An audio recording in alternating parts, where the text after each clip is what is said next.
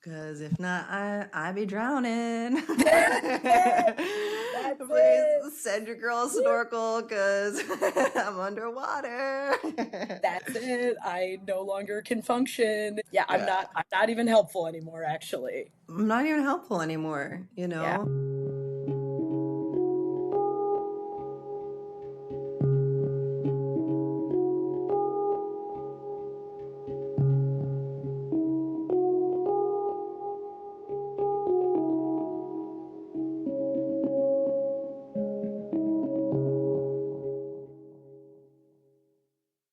Welcome to the We Heal for All podcast. My name is Liz Moyer Benferhat.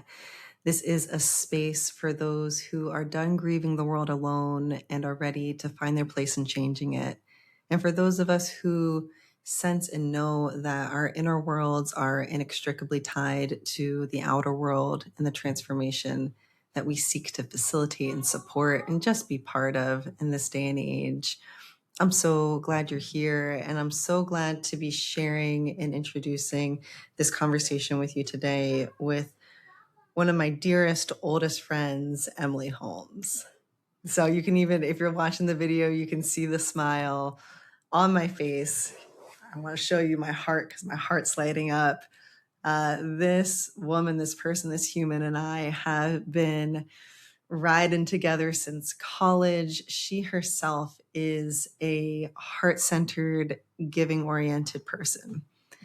And this is reflected in her professional career and the work that she does as a counselor, as somebody who works with children with disabilities and their families. She's somebody who's worked on homelessness and addiction. And now she also teaches and mentors. So she teaches students, counseling students at the University of Scranton, and is just an all around awesome human. And so, with this month's theme and this topic and exploration of becoming exquisitely skilled givers, how in this world, in this time that we live in, for those of us who are naturally giving oriented, how there is such a call and a need and important work to do around refining those capacities, refining those gifts in order to be really effective in how we go about using them, as well as for these gifts to be life-giving for ourselves as well. And so knowing that I was going there this month with this topic, Emily was just front of mind for me to sit down and talk with.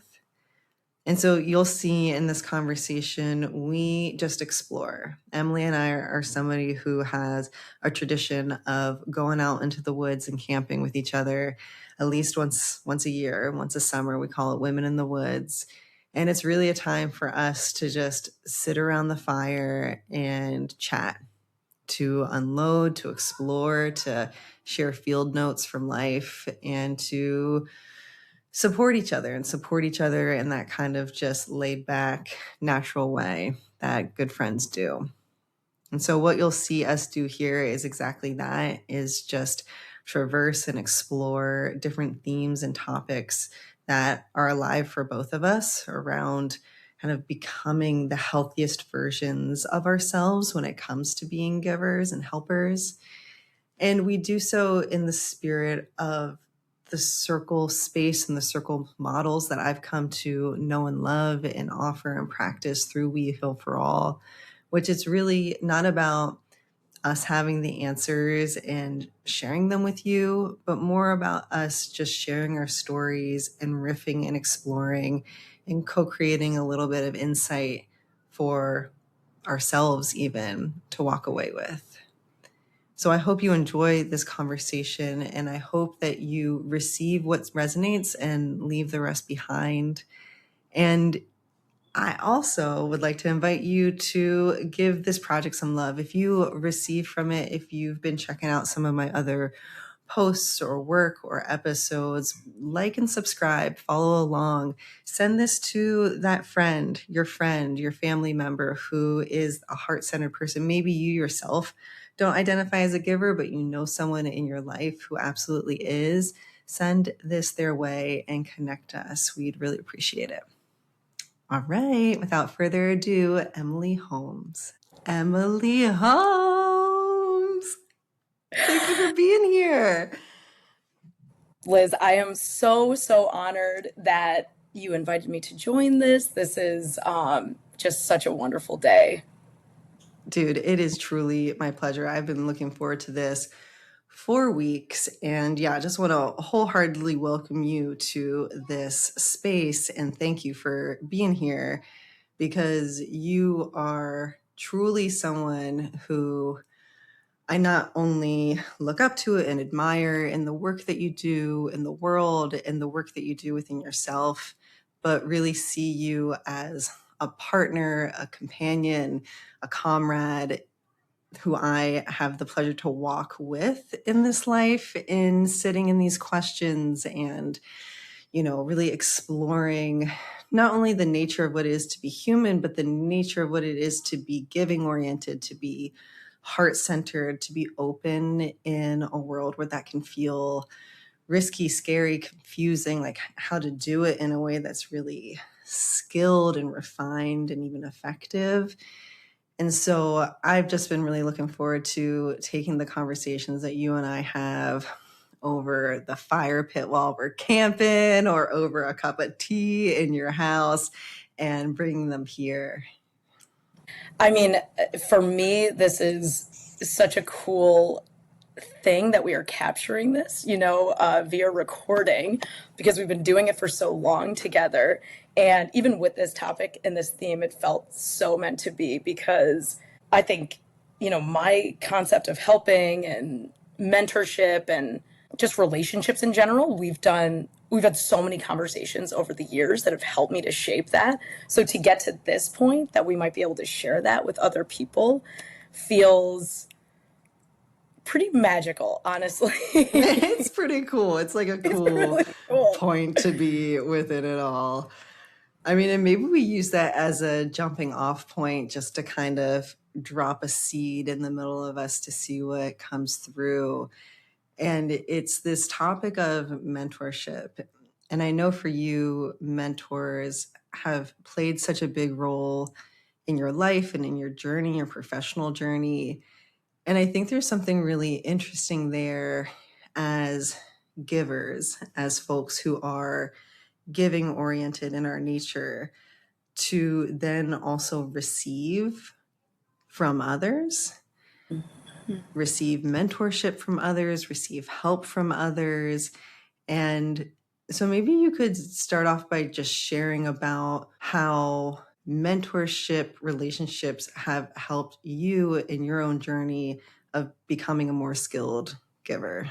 I think that it's probably the most critical element of my experience as a giver, or what has been the most helpful for me. And I have so many mentors. It was so fun preparing for this and just kind of writing down different names. And there were so many that came up. And I think that, and I'm sure going to get into this as we keep talking, but I know for some givers like myself, I can only really speak from my experience, but it can be so natural, and it has been so natural for me throughout my life to want to give, to want to help. Like that just filled me up. It still does all the time.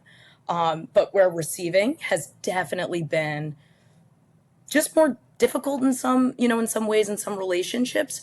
But interestingly, as I thought about it, mentorship is something that I typically, like, just writing down the names and kind of looking at those experiences, I was just like running to them. Like I like have like a vision in my mind of me just like, help.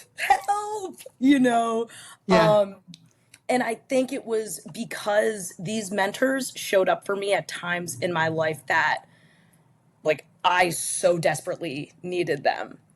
That it broke through some of the, shell or, walls or fences that might have been just a little bit more uncomfortable around receiving, that I pretty clearly saw what they had to offer and was just thirsty for it, just like so strongly desired, like saw the way that they moved in the world, saw the way that they treated people and like held themselves. I just like wanted to spend as much time as possible or like soak up like a sponge anything that they had to offer. So interestingly, that dynamic for me, I personally have never struggled with Yeah. wanting mentors. No, I totally dig that. And maybe that actually isn't even the right framing for it. Because as you were describing it too, just being a young person and seeing somebody modeling not only skills, because when I even hear the word skills, it sounds very like learning how to do math or learning how to conduct an interview or whatever it might be, right? Like an evaluation or whatever, it feels very concrete. Whereas what I heard and what you said is really, and I can think about it in my own life too, is gravitating towards people who just really embody and imbue a certain demeanor, a certain way that they hold themselves, a certain way that they even talk or handle conflict, and just being like, oh, please, let me just sit at your feet and absorb whatever this is. I think that's exactly it. It's like, you know, kids who love sports, like watching, you know, their favorite professional athlete, you know, it's that I can resonate with so much in the context of these relationships that I just felt such a draw to them. And their openness in sharing that has been pretty profound. And I think a topic that we're going to be diving into, because I think that's, you know, that dance of the person helping, the person being helped, all of this, it just relates. Yeah. I'm like, which way do I go? Because, something else that I know about you and that I have heard you say is that it was really in these high intensity environments and high intensity experiences, whether it was during your time volunteering or in different counseling settings, that really helped you. What is the phrase, like birthed by fire or christened by Baptism fire? by fire. Baptized, Yeah. that's it. Yeah. And Yeah. so I'm curious if, though, the also seeking mentorship and finding people who are modeling certain qualities that your need was tied to some of these high intensity I experiences. I think so. And maybe that, you know, that desire for it being so strong was also just recognizing how few skills I had. You Right. know, that like getting into certain situations where like I don't know what direction is up, you know, and you know, reaching out and having the humility, not that I needed to inform them like I am so green, I don't know what I'm doing. I didn't need to say any of that. They knew that from the jump, you know. Is there a But I certain story that comes to mind of this oh, kind of greener time? I think, you know, probably one of my favorite mentors was, you know, to think about like the year I was volunteering with the Jesuit Volunteer Corps, and I was in an inpatient facility for men on parole and probation. And my mentor was a man named Jerome, who was an Mm. East Coast guy. So I'm coming from Scranton, PA, Philly, and he was a Jersey guy. So we had that in common, being out, you know, in Oregon. And so he like took me under his wing, which was wonderful. But we would do group counseling sessions where it's basically like 2 hour group every single day, you know, Monday through Friday, like really intense. It was probably about 10 to 12 people each day, all men. And I remember early on just kind of walking in and being like, do I just like, am I a fly on the wall? What's going on? He's like, absolutely not. Like, you can't Mm. be in these intensely, you know, emotional and, you know, there's a lot of conversations that occur. Like, you have to be an active participant in this group. Mm. That's the nature of this group. And the way that he didn't coddle me at all. I don't think that was Yep. like in his, you know, nature, but yet he was so he was like a conductor. It was so beautiful to watch him. And the longer I saw it, the more I could understand what he was doing. And like he was playing chess. Like he was like several moves ahead of like queuing up a good prompt because he saw, someone's nonverbal expression to try and, get this other person who had been there a little bit longer to provide some context or support. It was just really incredible to watch. But I remember, when he started having me facilitate the group, I was just like, dude, I can't do that. Like, right. Yeah.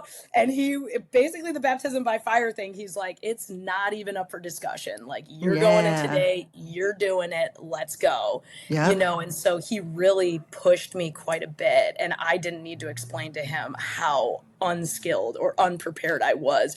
But that was just it. He's like, this is messy, this is life, let's go. And like he ripped the Band-Aid right off. I love that.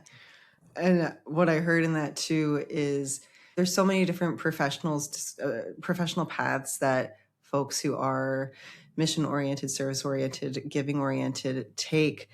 But I think a common denominator that's often there is that they are rooted in relationships and working with people. Even if you're working at a more coordinating services level like you are now, or working within a nonprofit organization doing more operational work, there is still at the heart of it, it's people-centered work. And so seeing him in action as a conductor, what I heard in that was really around tracking dynamics and tracking even, these skills as givers, one of them, or even the orientation or kind of some of the natural gifts that comes with being a giver, a giving oriented person is really that empathic ability to sense other people, to even, have compassion for other people, to see from other people's perspectives. And that can easily make a lot of us feel lost, right? That can easily get really messy if there are wounds or unhealthy dynamics in the mix, which, we all have. But here is somebody who's taken that skill set or that orientation and then turned it into a skill set by being able to track dynamics within a group therapy, a group counseling setting, and actually really use it and wield it in a way that was of service and helpful to the group. I think you're dead on, and it's so cool to think about it that way now that I am doing more like systems to a degree, like more like supervision or, helping different clinicians in different fields support families of children with disabilities. But it's so true that at its core, it's all relationship driven. It's understanding this clinician and what their needs are, and this family and this payer, this insurance company, and, bringing all of that together. And, group counseling it's not for everyone as a clinician, because it's raw and it's like moving in the moment, and disagreements can come up, different things can occur, and your ability to move with it and like pull from it what could be helpful for everyone is such a skill set. So it's interesting. I've never even really thought of it that way, of like, making that comparison, but you're right. And for him to already model that at such an early age or an early stage, when I was just like wrapping my head around the craft of helping, and helping effectively, because he could have just sat there and just like, yes, everyone, but it would have never worked. Like there were so many arguments that were coming up. There were so many hard feelings. There were fights that were occurring, outside of the office that we had to resolve. The way that he showed up and created this group that felt like a safe place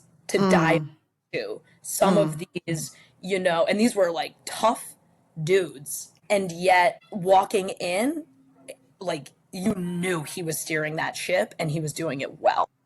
I love that. And it makes me think, so here is an example, Jerome's an example of somebody who clearly has a lot of experience, has been doing a lot of work, both professionally and I would assume also personally. And it makes me want to take it to the personal level, because I'm sure there are people out there who are listening who are like, I am a caretaker. I'm a giving, or, I'm the person in my friend group who everyone comes to or calls when they're in need, right? And there are some interesting tensions that I feel come with being that person in your family, being that person in your friend group. And the one that I want to play with here is around that, that ability to empathize with others, to really see from someone else's view, how to do so in a way that still helps me as the giver stay rooted in myself.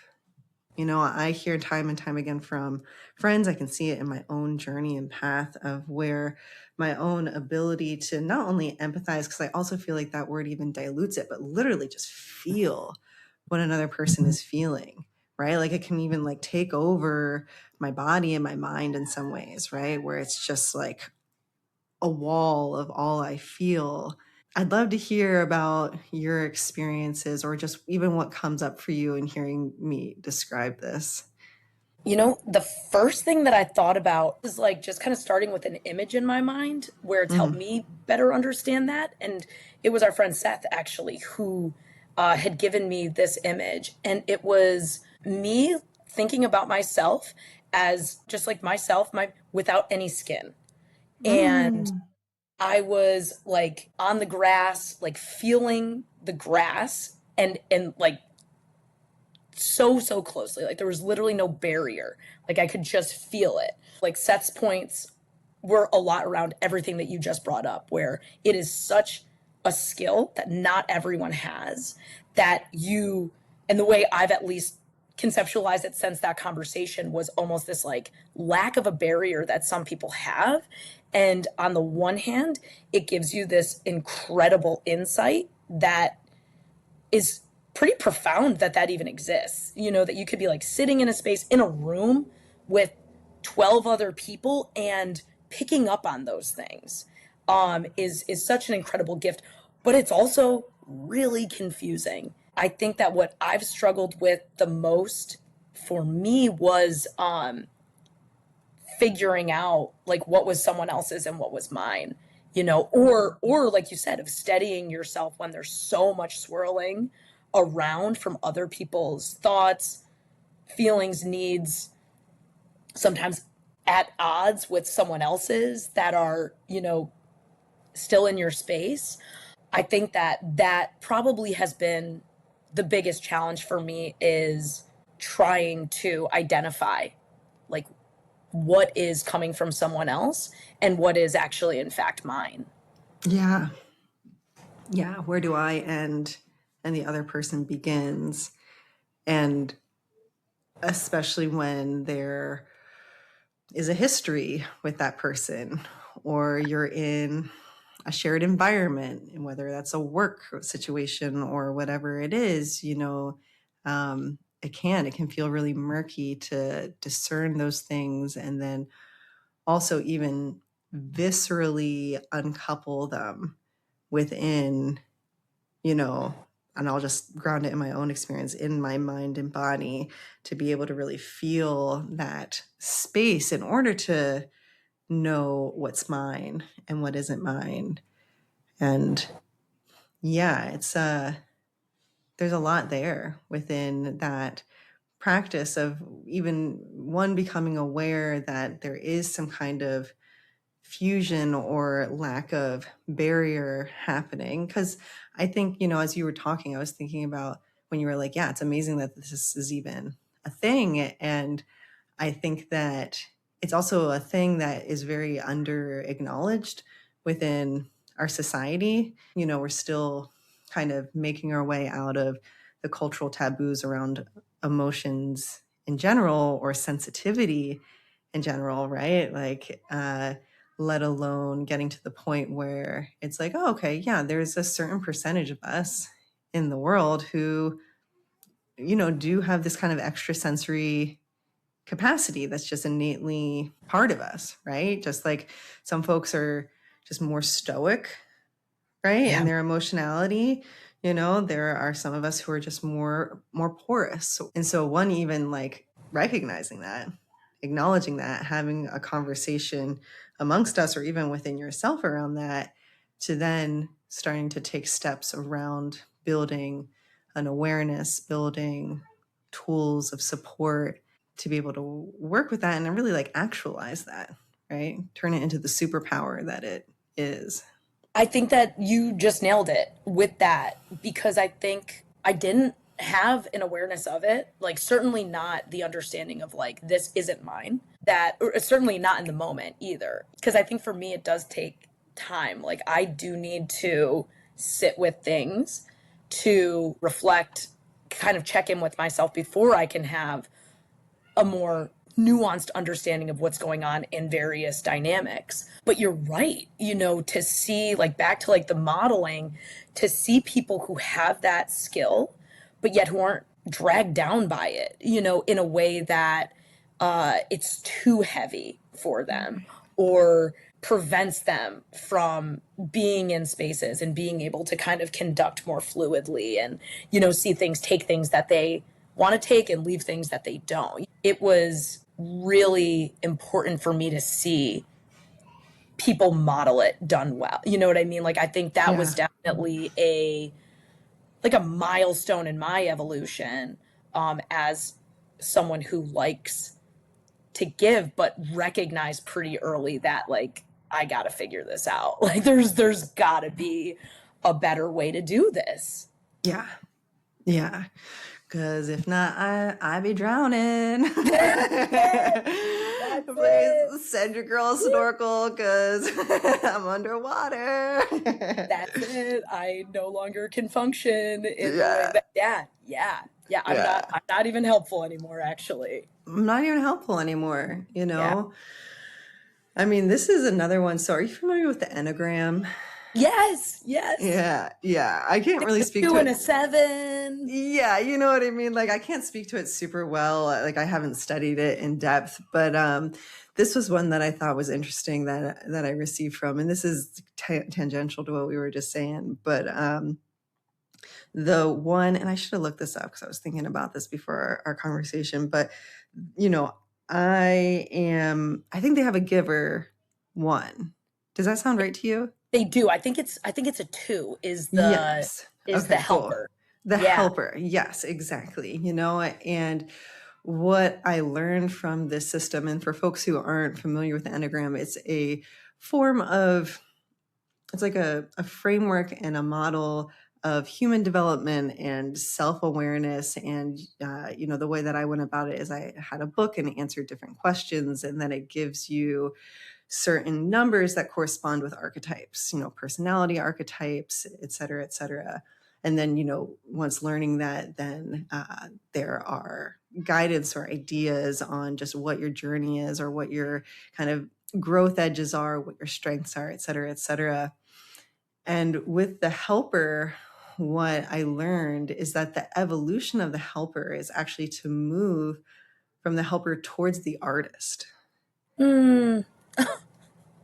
And I thought that was Yeah. so cool because, and the way that it was explained to me is that for the helper, everything that I do, the value of it, right? How valuable it is it worthwhile? Is it like have any meaning to it?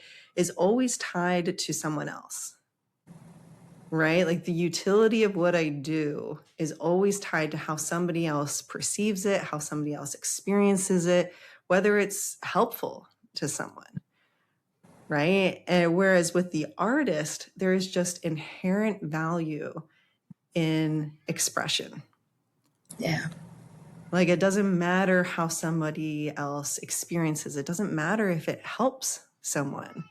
There is just an inherent value in the fact that I did it, that it exists, that I exist, right? And I mean, I can even feel that in my body right now. Yeah. I can feel how, as the helper, which I don't say this to knock the helper because, as I know, as so many of us talk about and recognize these days, we live in a world that is so me, I, greedy, selfish, right? Even set up in a way to be really oriented towards self-interest. And so to think of the other, to be of service to the other is so needed. It's so admirable. And we need more of it in the world.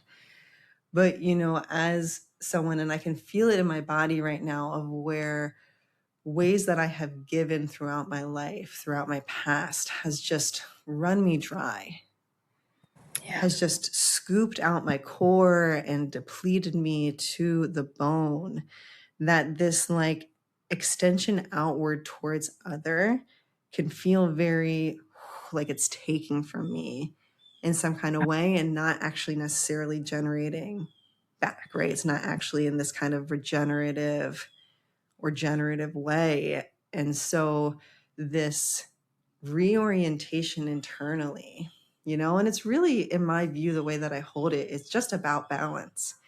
It's about balancing that natural orientation, that natural like pull outwards towards being like, hey, practice trying this on. Practice trying this artist stance on, this artist positionality on, where it's like, actually, girl, just by existing, right? And I can feel it. Like it's just closer to my body. Like it's closer to, and it feels a little bit more generative, or it's like, it's like feeding me right back. And so there's an interesting thing here, I think, around as like other oriented people actually becoming a little bit more self-oriented, or maybe even a lot more self-oriented, is part of the medicine. I don't know. What are your thoughts on that? Like what? Yeah. I think that is so beautiful. And I've done like so much Enneagram through like different things that I was a part of where they brought it up. So but I've never heard that. And that's so cool. Wow. Yeah. I really am happy that you brought that up. I think that the feeling I got when you were even like showing, like, being scooped out, that is something that I can relate to so much. And I think that was a part of my experience where I even knew in terms of like sustainability, like there's no way. And if this is a part of myself, how can I survive with this, being a part of who I am?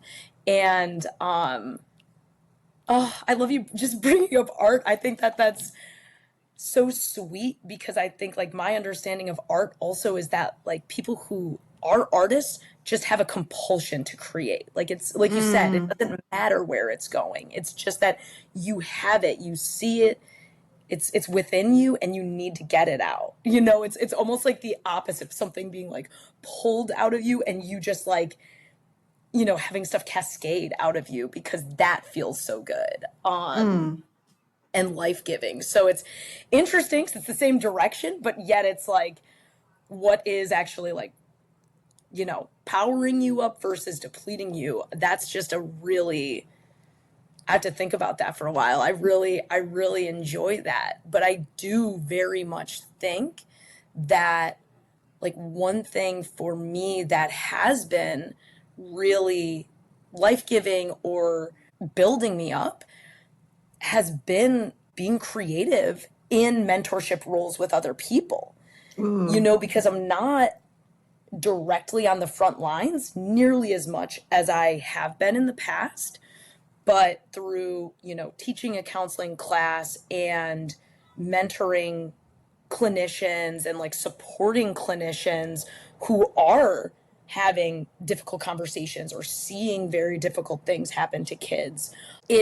I've not even really thought of it in the context of art, but that very much feels right. Like when you said that, because it is a different relationship. It's kind of pulling from all these different things that supported you, that were beautiful to you at different points in your life when things were difficult, and like putting it together like a little snack board for people, of just like helping to Charcuterie. fuel them up. Yes, yeah, Yeah. helping to fuel them up, like us around the campfire, just Yes. which had always just been like such a refuel to begin with. Like, but that hit. I Yeah. think that really resonates quite a bit with me. Yeah, I could totally see that too. And I know you've talked about as well how, because you work with students who are in counseling programs, right, or being trained to become counselors, and how even this, question of where does the helper end and the person that you're helping begin? Maybe you could share more about that.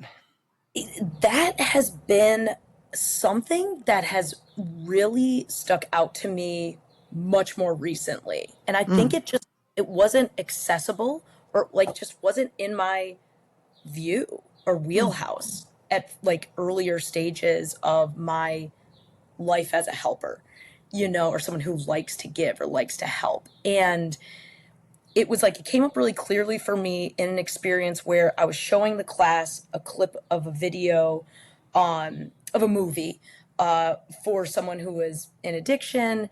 They were going to a detox facility. It was like their 15th, 16th time doing that. And they're like getting checked in and they're about to detox. They know how painful this experience is going to be. They know everything that they're in for. So just physically, they're really reacting very strongly, very, emotionally. They're yelling at this person behind the desk. And the person behind the desk is, going through the motions, getting their job done. They're not being unprofessional, but they're certainly not like, come in, I'm here for you. It was clear this person had probably worked a long day, probably a long decade. And I showed the clip, and a few of my students had raised their hand to talk about their reaction to the person working there. And they were like, they should have been more warm. They should have been more, this, that. And again, the context, they didn't do anything unprofessional. It really struck me in that moment, like burnout was something that came to mind so clearly because one of the students who brought it up was a phenomenal student. mm. Unbelievable papers, first seat in the class, like that student that I'm just like so excited to see on the first day. I'm like, you're in it, you can't wait for this. But it like my first reaction was, how are you going to see yourself in some of these situations 10, 15, 20 years from now? I still am kind of working through it in my mind, but just like we have like zero margin for error that we put on ourselves, as Right. helpers, I think. And naturally in professional circumstances, as someone who supervises clinicians and holds my team to a really high standard because we want to provide the best clinical services. But yet when I meet with them, like I open that space to reflect on how difficult and challenging some of these moments can be when their humanity, because they have so much going on in their personal life. And it's so cool to talk with you about this because I feel like we always go up. I feel like Yeah. in our conversations, we always try to go up and like get a 30,000-foot view of situations. And I think for me in that moment, it was just this like gray and nuanced area of many clinicians are going through so much in their own life while trying to show up for people. And I have like just such a respect for that and an understanding of how prevalent burnout is Mm, and how perfectionism likely contributes to that for so many people. mm, mm. That's powerful. And it is really powerful to connect the dots between those high standards and perfectionism and naming that those high standards are there for a reason. They're, what we strive for because we want the best for the communities and the people that we serve, and even just the best for ourselves as professionals. And then there is also then perfectionism, which feels like this farce, right? Yeah. It feels like, in my other piece, the other episode that I did about this, I talked a lot about the savior complex and my own journey with this, my own sense of a savior complex. And those feel like similar things in terms of having an idea about oneself or having an idea about life that is unhealthy, that just is unattainable, that just actually isn't true, even if it comes from the best and most well-meaning places, right? And so finding ways to ground, and there's almost like a sobriety to it, right? Really soberly looking at the reality of what this work asks of us, what it asks of us as, professionals and just people working in these fields, but then also as people with families and lives and, histories and everything like that. Yeah. Feels like a really powerful antidote to the burnout because it one just even acknowledges the reality of it, which I think when things get pushed aside or there's even a culture of pushing through and not acknowledging the realities and the challenges of certain environments and work situations, that can really lead to burnout. And then also it's amazing to hear just the space that then you create for your team in that way. Well, and I think that it's like, it kind of goes back to the mentorship. I think to have such high standards and codes of ethics, and like we said, like whether it's in a professional sense or personal, whether you're looking up information about healthy relationship boundaries or whatever it may be, or like ethical guidelines for your profession, like you said, these tend to exist and are passed down because people have made mistakes, they've figured things out, they know what didn't work, and wanted other professionals to have this. I think that's that sense, and maybe that's the artist as well, of like wanting to share that to hopefully prevent some of the same pain or difficulties that could have come up. But I also think it's interesting within this type of like orientation, to the world and people around you. I think it's so important to like recognize our own humanity. And I don't know, I just saw it so clearly in that moment. And it had nothing to do really with like this clip, whatever, but it was like my reflection watching them of just these like really high expectations, which is great. It's really Right. it's great professionally. Like it's really important that we talk about that. And how do you stay composed in high intensity situations and things like that? And doctors, police officers, like there's so like Yeah. think of people who are day to day in things that are like life and death situations that like you see things happen that are tragic. You see all these different pieces. But I think that there's something within me that like is also a desire at this point to find ways to support and mentor individuals who are experiencing it, because while in the moment obviously you have to maintain your professionalism, you have to handle these situations well, but I think like creating these spaces that like you can just get that consultation, be able to vent and see, have someone recognize the fact that you might have just lost a family member last week. Yeah. Right. You might have just gone through a divorce. You might have just like, I think that that's where like my view of things at times like comes to that place, especially now, like building relationships with clinicians, knowing what they're going through in their personal lives. It's just helped me to build so much more of an appreciation for people who show up Yeah. Yep. and hold themselves with integrity and still, value the dignity and worth of everyone around them, even when it is exceptionally hard to do so. Yeah. And it makes me think too maybe some people it's just like a God-given thing that they can do. But I think for the majority of us, that's a capacity that we build for ourselves. and we learn how to cultivate within ourselves through our own relationship with ourselves, right? And understanding of the work and understanding of ourselves in different circumstances and situations. And so, yeah, it's powerful. It's such big work, it feels like such big work, but it feels so important, especially for, not turning our backs on the work that we feel called to do, or not turning our backs on, even again, if we want to take it out of the career professional, even society sense of things, but just in the way that we want to be with other people.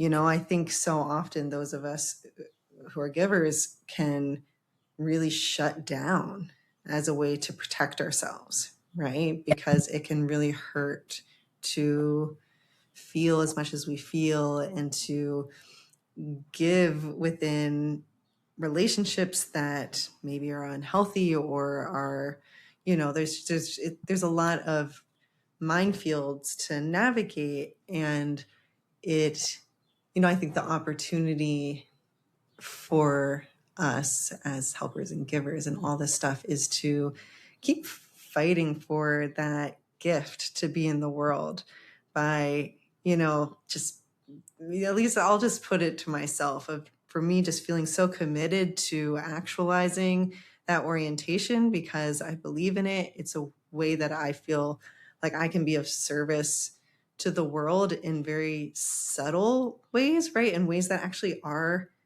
generative, because for me to become the best version of myself, to keep cleaning up my side of the street, to, just to support my own health and well-being and continue to learn and grow in my own sense of self, like that is immediately of service to me too, right? There's immediate benefits that I receive from that. And then it also ripples out in terms of my capacity to, be in the world or be in intense situations or do any of the work that I feel called to do.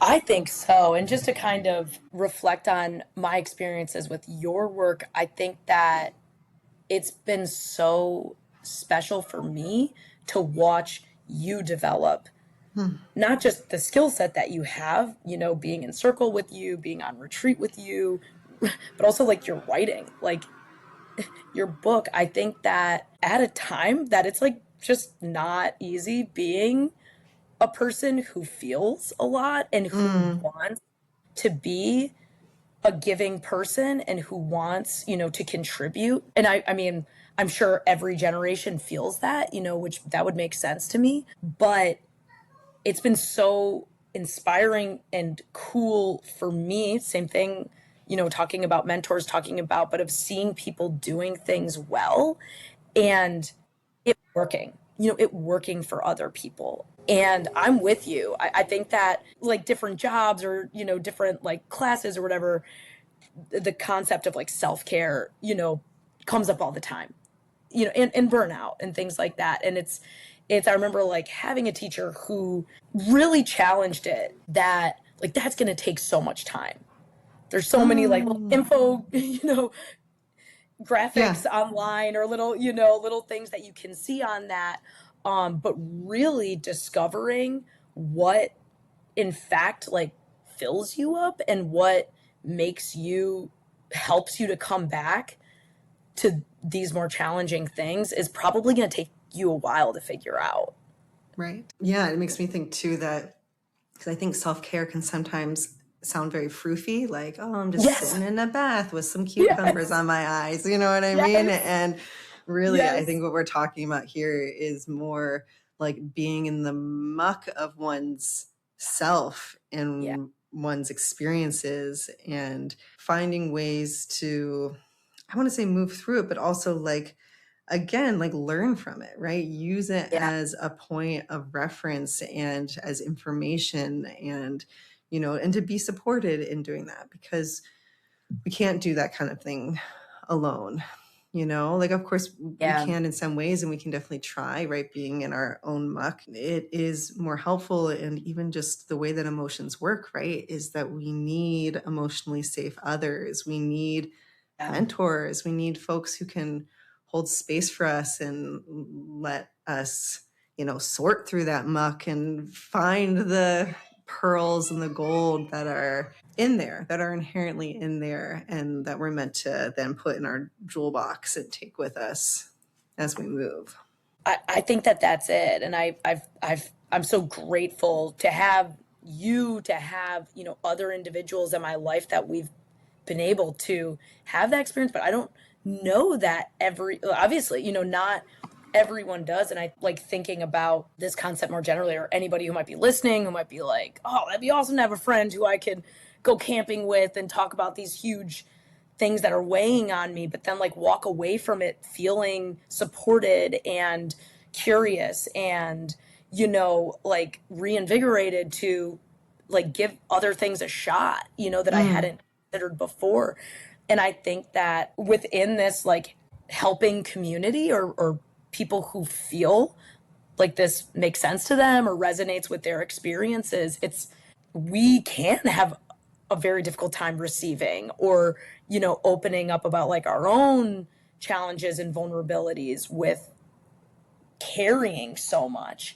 But I think in terms of sustainability and like even more broadly, like passing this down to generations, like it's thinking about like a code of ethics. It's like such a weird example to use of like, wow, somebody in this profession a long time ago was just like, you only gotta learn that lesson once. You know what I mean? Right, right. This idea, this call for the artist of, I don't want people to burn out so then they have to just get a totally different job or, have a totally different friend group or, not be able to be in a relationship or not, whatever it is in whatever capacity of your life. But I think that, I don't know, maybe this is like our own desire to protect the helper, the artist, like looking out for the helper and also maybe recognizing our role in that like evolution, which is pretty special.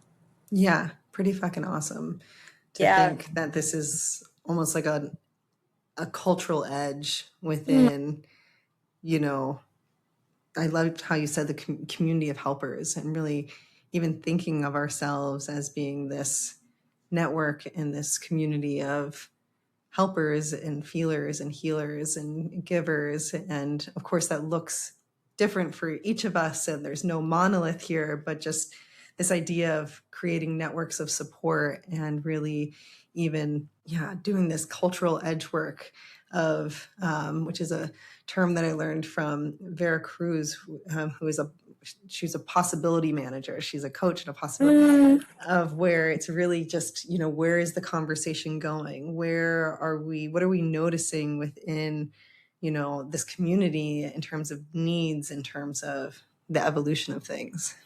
Which I think in terms of like timeliness and everything that you're doing, makes sense to me. I think that, we've talked about this at times too of, feeling like, at least for me, like speaking for myself, like some things coming up of just possibility, maybe like a recommitment or I don't know. I'm trying to think of the best wording for this, but like a spark that I haven't felt in a long time, that is helpful for me of better understanding my place in the helping community and like sustainable ways that I can take and receive, Yes. Or take and receive. Yes. Yes. Keep it coming. Keep it coming. Yes. Here we go. But that, and maybe, maybe that's it. Like that same visual I have of like me like running to, please help me, Yes. We're all at different points with different things. And there are ways that I've given in like specific of like that mentorship or of like some of those roles that like just filled me right back up. And I think that that's really hopeful for me at this point. You're like reading my mind right now too, because the seed that I wanted to end us on as we're coming to a close here is really around hope and just impossibility. But hope was the specific word that was ringing in my heart. Yeah, even what that word brings up for you within the context of this conversation, maybe even within the context of the students that you work with, or thinking about this community of helpers. And especially in the day and age where it can even feel naive sometimes to feel hopeful, or it can feel like a little bit of an uphill battle to feel hopeful. Well, and then for other people, they're filled with hope and possibility. And so I'm just curious, yeah, how you hold that word within the context of this conversation. The first thing that came to mind for me was being able to reflect on different moments in my life when like hope was extremely accessible, or like I was like could stay up for a week 'cause I felt it so strongly, like I could go and live places that I didn't know anyone, or I could do, just because I was like fueled by it. But then also, to have years that I didn't, I like just bluntly didn't feel it at all, in a big way or a small way. So I think for me to be feeling it more strongly, recently is profound for me to understand that like this is probably just the experience of like age and like dealing with different parts of life, like both on like a personal and like a collective level, but certainly getting older and having students like they feel like they're younger every year, but it's like nope, I'm just getting older. Yeah, right. you know Yeah. or working with clinicians and being like someone who's like, oh yeah, I've been around here a minute, I'll tell you about this weird sleep regulation thing, like these like earned like things just literally with time. I don't know, it puts me in a mindset that I understand what it's like to not have really many feelings of hope, but like that wasn't the end. You know what I I was mean? gonna Like that say, wasn't the end. Like yeah, it was I was still pushing. So I don't know, maybe there's something to be said for understanding that like it's okay for that to fluctuate. And yeah, that I guess like for me right now is that like it feels really incredible to like feel it again. And it might be naive. There's a part of me that's just like, whatever. This right, feels way better than that, right, you right, know right. um and there's got to be something to that, there's got to be something that you know comes out of me and can be helpful to someone else, just like if people have been helpful to me. So I don't know, a little bit I meandering, a love little it. bit long-winded, No, but it feels very honest. It feels like a very honest answer, because I think the word hope can, and it's honestly not even a word I use a lot, because I think it's very over hallmarky and very much even used to bypass things sometimes, kind of like the toxic positivity trends that sometimes exist out there, where it's like, just stay hopeful. And actually what I heard was just what I received from what you shared was just such a, what's the word? It's like equanimity, hmm, right? Of where it's like hope is a thing and it can be present and fuel certain things, but it could also not be present. And that doesn't mean it's the end. And it doesn't mean that there aren't other motivations or other energies in one's life. And it also gave me this image of even coming back around to hope or experiences of hope after a lull in hope, and hmm, maybe even approaching it or experiencing it with a bit more like wear and tear under your belt, that actually helps to like ground it and make it even more like channel it more effectively, right? Where it's less of this like pie in the sky just shooting me off into outer space in a rocket ship kind of a thing, but kind of being yeah, like, okay, cool, this is energy that's here right now, you know what I mean? And I'm gonna work with it and also like hold it with a degree of just experience, that feels quite wise. yeah, almost like a gratitude for like, oh, this is nice, I remember this, might not be here for forever, with me, but like while it is here, it's useful. Yeah. I think that's also a very uh, grounding and relevant point to this conversation around giving, where I think those of us who, there can be a high that comes from giving, Yeah. right? Yep. There can be a fucking high that comes from it, which, Yep. is cool, but also like, chasing a high isn't, Yep. you know what I mean, going to really take you anywhere in the end. And so how Yeah. can we find other sources of energy, other sources of inspiration, of sustenance, of whatever it is to fuel ourselves, or to just kind of be steady in the things that we feel called to do and show up. I love that. Well, girl, I love you. Is there anything you want to like leave us with in our little potent space of beauty Oh my and God. deliciousness? I love you, Liz. And this is, it's such an honor. I truly like just to have this recording. I wish that we had a recording of every, like campfire conversation and all these, various things. But I think that for me, and I don't know, maybe this like branching off hope as like a final thought or like a final takeaway, but like if you are someone who's a giver, a helper, and, just like finding like, we were talking about before, like mentor or whatever, but it's just like finding someone in your life that you can relate to. Like having the relationship I've had with you over the years, like just illuminated so much stuff that I just would not have found.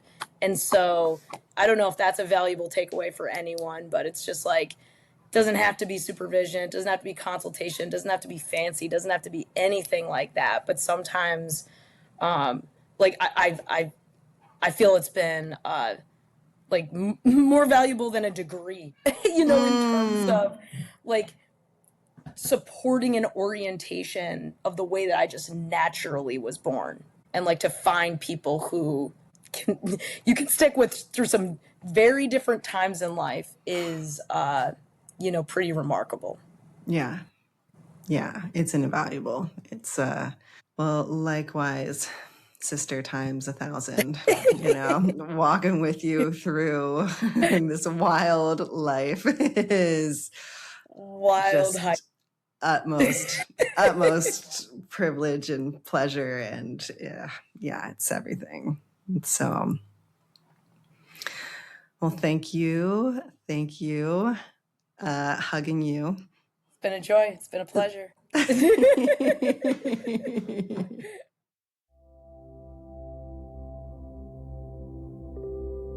Thank you to you and your heart and for being here. If you enjoyed this episode and received from it, send it to a friend and use it as a way to build community and connection that this world deeply needs right now. Subscribe to tune in each week for more tools, conversations, and support on collective healing. And check out my latest book, When the World Hurts, upcoming circles and online courses to go deeper. Sending you love from the Bronx.